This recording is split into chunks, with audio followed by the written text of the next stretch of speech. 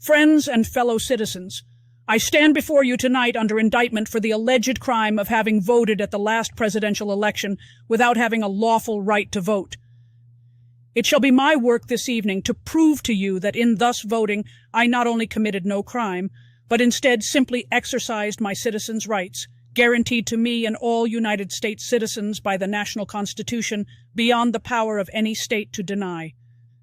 The preamble of the federal Constitution says, "We, the people of the United States, in order to form a more perfect union, establish justice, ensure domestic tranquility, provide for the common defense, promote the general welfare, and secure the blessings of liberty to ourselves and our posterity, do ordain and establish this Constitution for the United States of America." It was we, the people,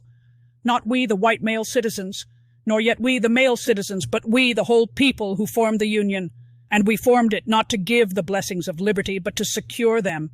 not to the half of ourselves and the half of our posterity, but to the whole people, women as well as men. And it is a downright mockery to talk to women of their enjoyment of the blessings of liberty, while they are denied the use of the only means of securing them provided by this democratic Republican government, the ballot. For any state to make sex a qualification that must ever result in the disfranchisement of one entire half of the people is to pass a bill of attainder or an ex post facto law, and is therefore a violation of the supreme law of the land. By it the blessings of liberty are forever withheld from women and their female posterity. To them this government has no just powers derived from the consent of the governed. To them this government is not a democracy, it is not a republic, it is an odious aristocracy, a hateful oligarchy of sex, the most hateful aristocracy ever established on the face of the globe, an oligarchy of wealth, where the rich govern the poor, an oligarchy of learning, where the educated govern the ignorant, or even an oligarchy of race, where the Saxon rules the African, might be endured.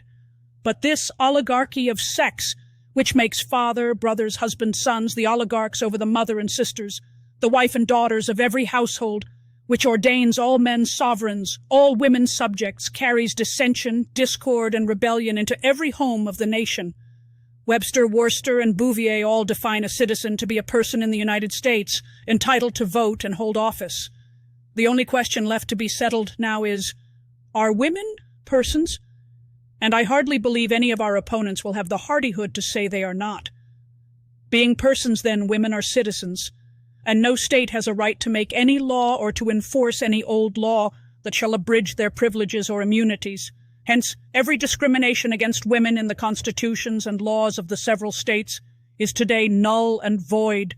precisely as is every one against Negroes.